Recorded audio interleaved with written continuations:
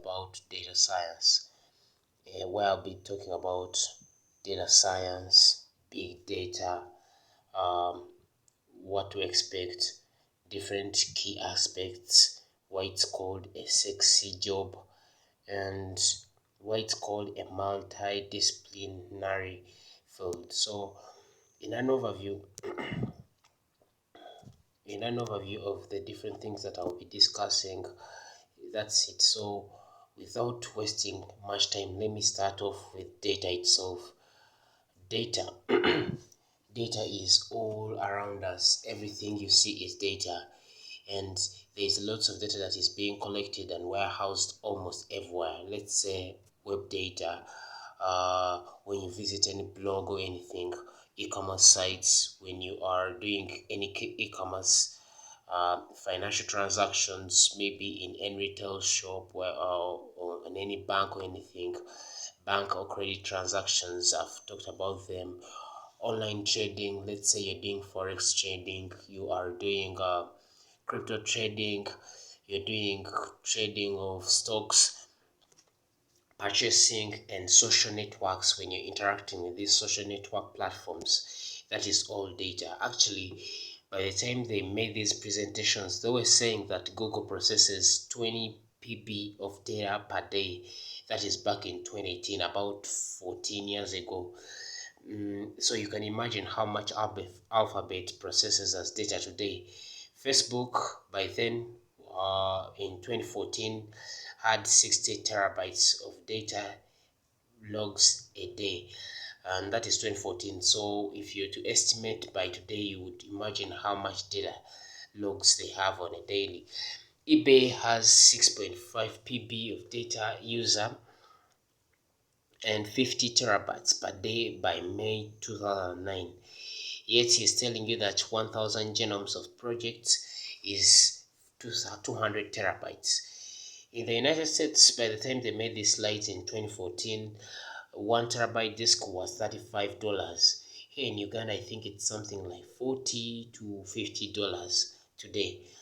And the time to read 1 terabyte disk is 3 hours if we are to take 100 megabits per second. Uh, Let me look at big data very fast. Excuse me. Big data is any data that is expensive to manage and hard to extract value from. I've said big data is any data that is expensive to manage and hard to extract value from.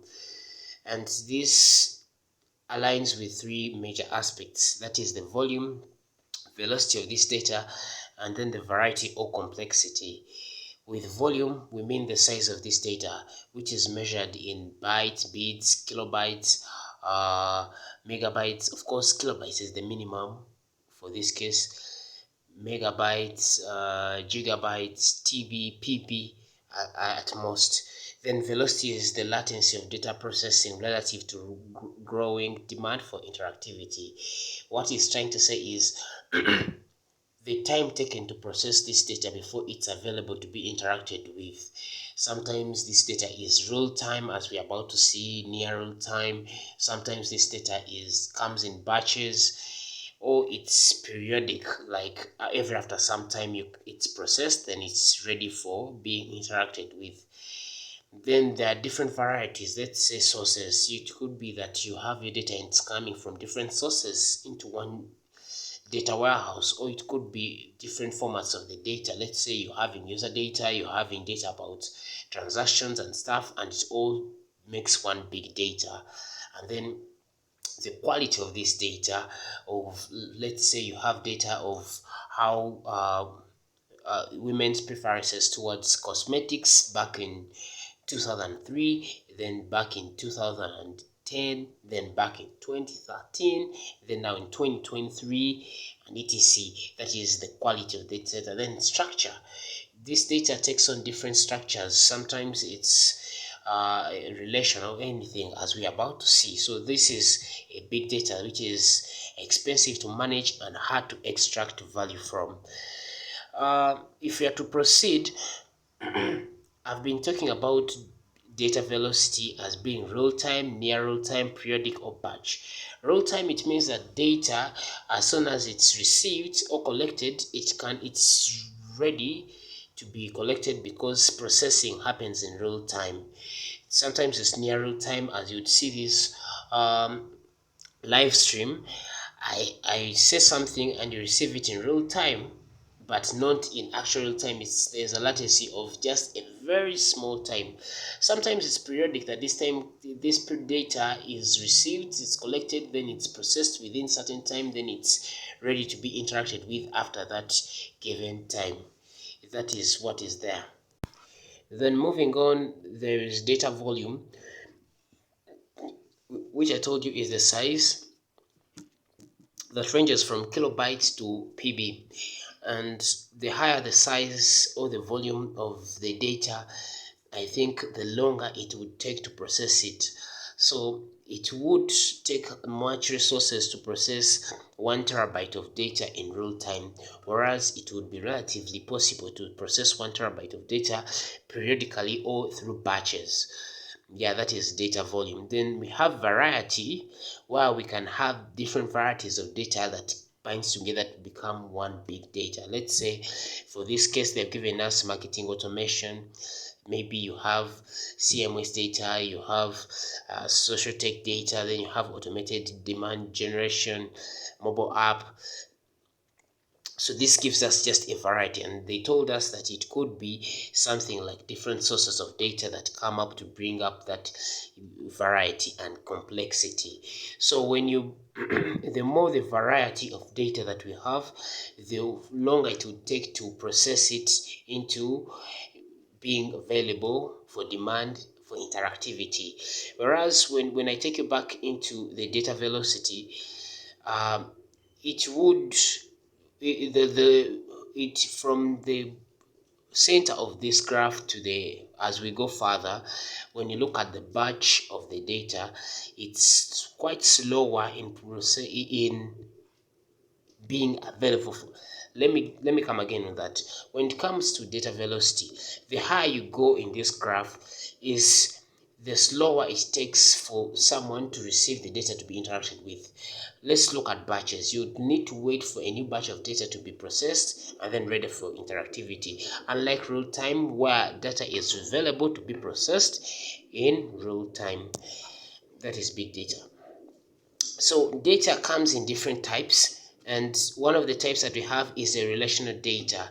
Relational data can be in types of tables, as you look at a relational database, whereby if you have a user and the user is maybe buying something from your store, this user is able to be stored in data as a table of transactions, let's say, and we have a user, and under the user we have what they bought, and under what they bought we have the different prices of everything, and these columns make up a table altogether. We have a transaction and a legacy data. Other than the relational data that we shall be looking on later on, in this case we have text data, which you mostly see in many of those blogs you see online. Then we have a semi-structured data, which can be an example of that. We have an extensible markup language, XML, which I'll be talking on later on this course. We can also have graph data, which is just data plotted on a graph, which could be a pie chart, a histograph, it could be a band and line graph, or a bar graph, line graph, or whatever that represents data on that graph. That is data too. We also have semantic data or social network data, which is represented. An example is an RDF, and RDF is resource description framework. I'll be telling you more about that later on. Then we have streaming data, which is like this one. When I say something, a voice and pictures from wherever I am on this mobile phone are sent as streaming packets, encoded, then they're decoded on your end, and you receive them in near real time, which is streaming data, and so on and so forth. So what do we do with this data? We do aggregation and statistics. For example, data warehousing and OLAP. I'll elaborate more about OLAP for now OLAP is online analytical processing in full. And what is online analytical processing? It's a technology that allows users to analyze data from multiple dimensions. It's a technology that allows users to analyze data from multiple dimensions. This can be used for data mining, as it allows users to explore data from different angles and identify patterns that might not be visible from a single perspective. Let's say you have a retailer, and this retailer might use this online analytical processing to analyze data sales by product, customer, and location. Sorry. Let's say we have different products. I'll mention three. We have rice, we have beans, and we have cooking oil. So this can allow you to know how much beans have been bought with a certain quantity, and then you know the customers that bought it, customer A, B, C, D, E, F, G, and what they bought on each of those products, and then different locations, just in case your retail shop has branches elsewhere. So OLAP will help you to compare and contrast with what customers bought, what products, with what quantities in what different locations, and then you can be able to make a decision on what you should stock and etc. That's how OLAP works. That is just an example. Then the next one is indexing, searching, and querying. Well, one of the most popular search engines is Google itself, and then the second popular as of this live stream is Bing. So it uses keywords to search different web pages where that keyword is located, but sometimes that keyword might be associated with some other things, so that keyword is pulled out with some other things to bring you what you want. And that's everything to do with searching or querying a database of different web pages. That is a search engine. But these different websites are also indexing their web pages so that they can be understood by search engine as a search engine optimization model. So that pattern matching is under XML. And let me tell you about XML, because you've been indexing your web page and the index file is saved as an XML. I told you earlier that an XML is an extensible markup language, and this one uses tags to define the structure of a document. XML is then they're also talking of RDF, and RDF, I told you, is a resource description framework, which is a data model that uses triples to represent relationships between resources. Extensible markup language XML is more general purpose language than RDF because it can be used to represent a wide variety of data, whereas RDF, resource description framework, can be used to represent into maybe the web, creating semantic web applications, and so on and so forth. Both XML and RDF can be used to represent data in a way that is both human readable and machine readable, thus ideal for storing, querying data in a variety of applications. So this explains to you why we've placed it under indexing, searching, and querying. Another obvious reason, or another obvious purpose of data, what we use data for, is data mining and statistical modeling. So I'll be telling you something small about data mining, I think right now.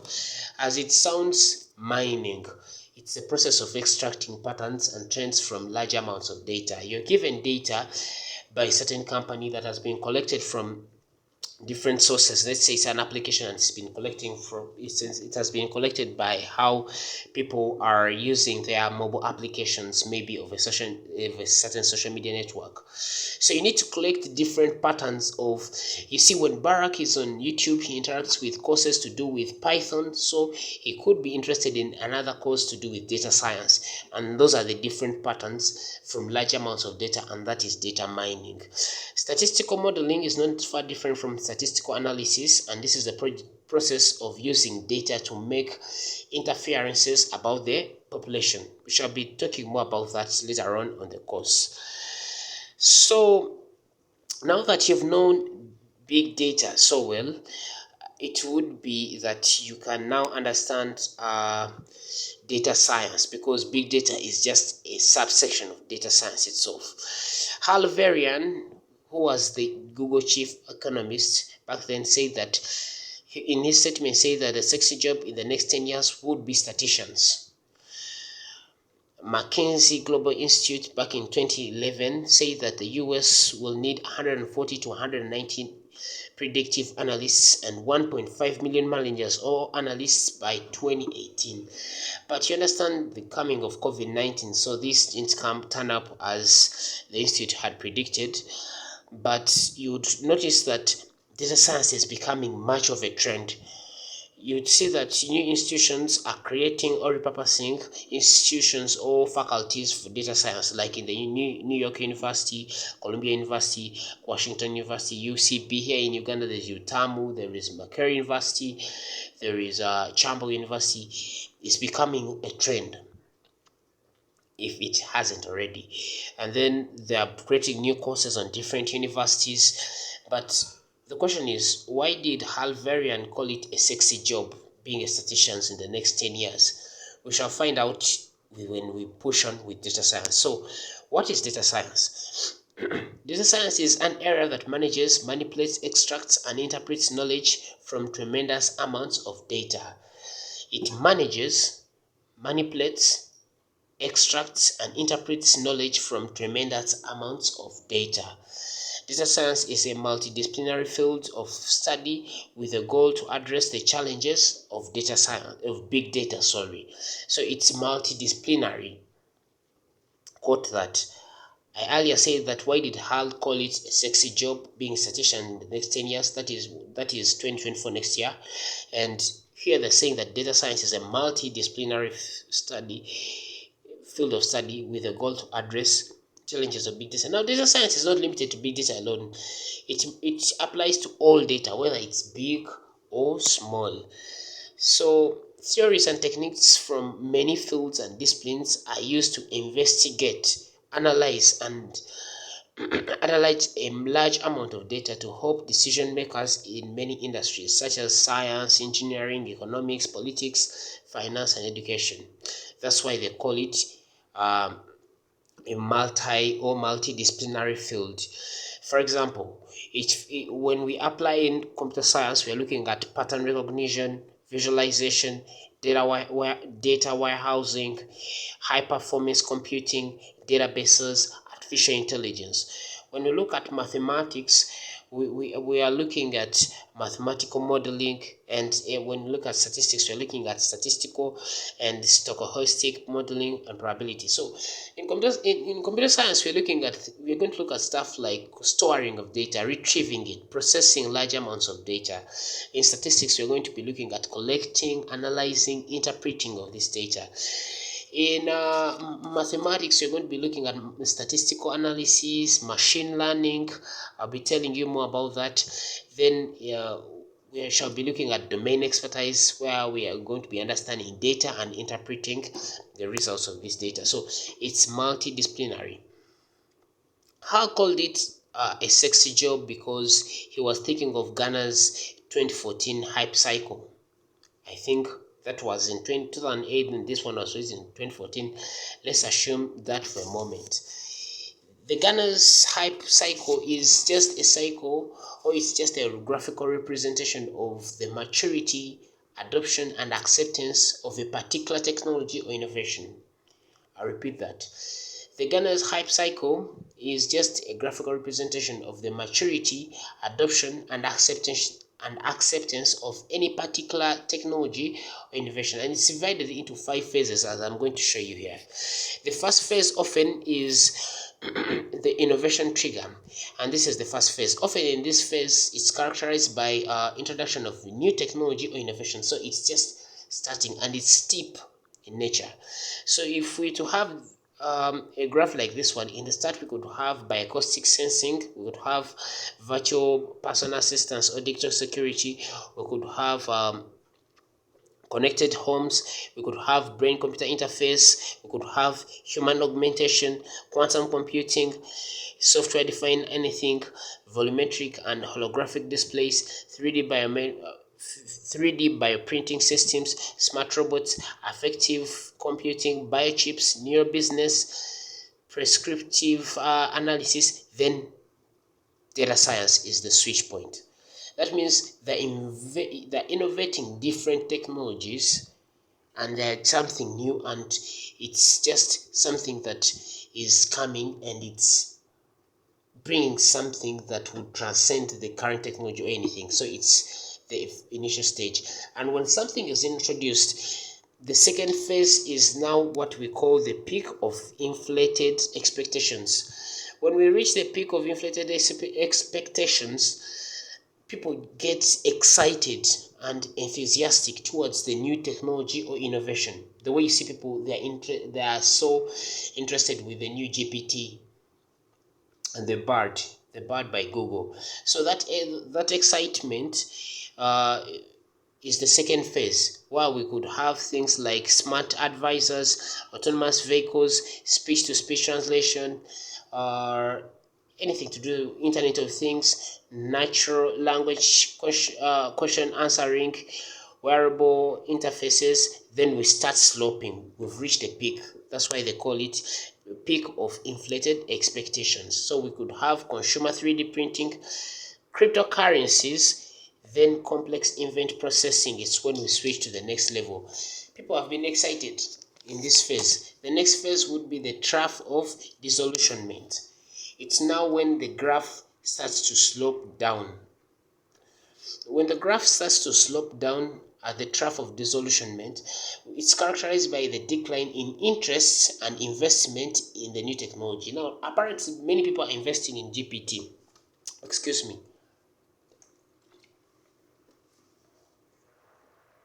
Apparently, so many people are investing in GPT. So there will reach a time which we call trough of disillusionment, whereby people will lose interest in the GPT, and then the investment into the technology will lower.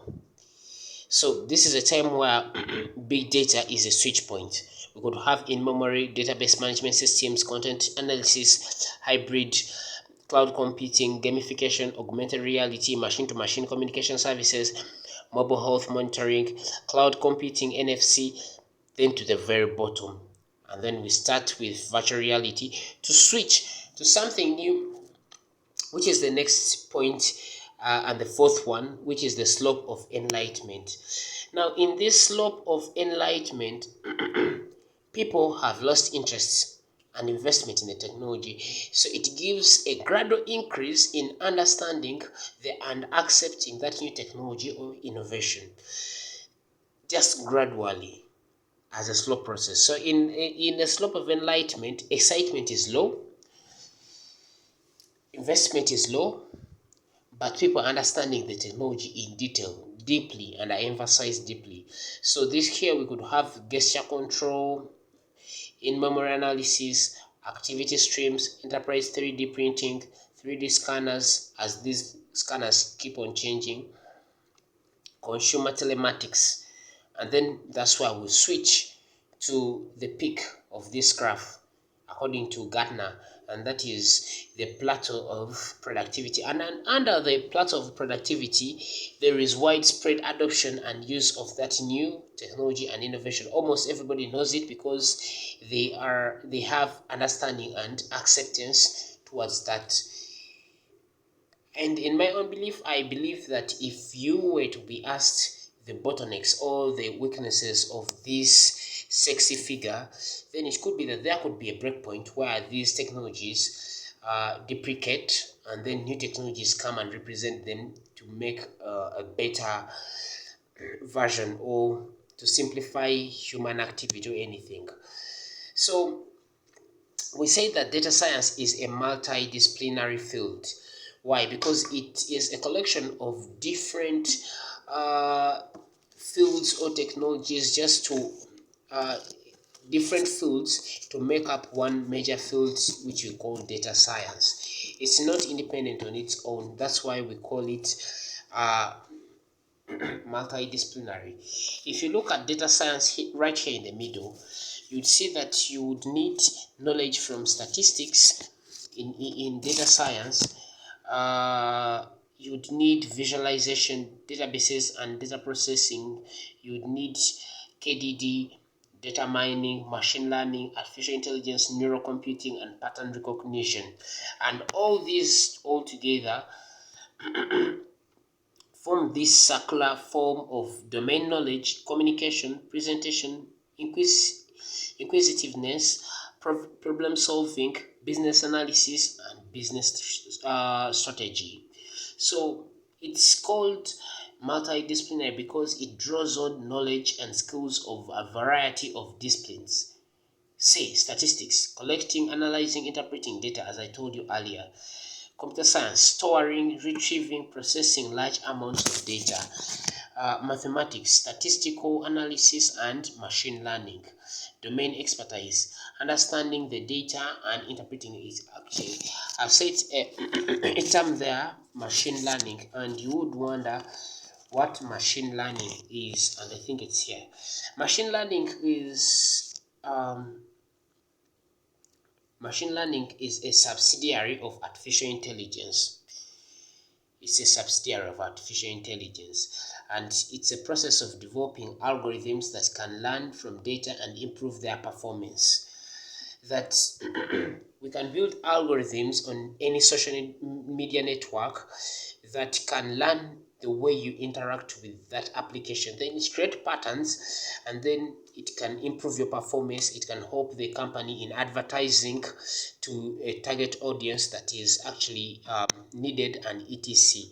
So this entire collection of artificial intelligence as a whole, data visualization, databases and processing, data mining.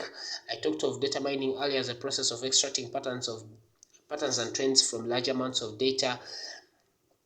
Bring up to one thing, data science. So assume data science as a whole, where we shall be fixing in data engineering, scientific methods, mathematics, statistics, advanced computing, visualization, a hacker mindset, and domain enterprise. Maybe to give you an overview with that last one, what is domain enterprise? Excuse me. Domain enterprise is simply a field where we shall be understanding the data and interpreting its results, as simple as that. So briefly, there are very many real life examples of jobs that you can do with data science. Let's say for mobile applications, they can create algorithms where you don't need to tell them about you. They can just extract data from you depending on the patterns of data they have from you. They know that you interact with someone that loves alcohol, and you also interact with someone that loves rugby. So they can advertise to you a certain beer that sponsors a rugby game, and they know you would be on that game. That's how data science works. And it's also used on elections to predict who would be the winner and etc. So it could be actually the sexiest job in the 21st century actually, and you can search out for very many stories about data scientists out there. Data scientists are key in realizing opportunities presented by big data. They bring structure to it, find compelling patterns in it, and advise executives on implications for products, processes, and decisions. Those are data scientists. So what do data scientists do? Briefly, very briefly, they work in national security, cybersecurity, business analytics, engineering, healthcare, and so on and so forth. In this course, you will be looking deeply into mathematics, applied statistics, and analytics. We are going to do solid coding in R, Python, Julia, SQL. We are going to do data mining, database storage and management, machine learning and discovery, and so on and so forth. Thank you very much for this.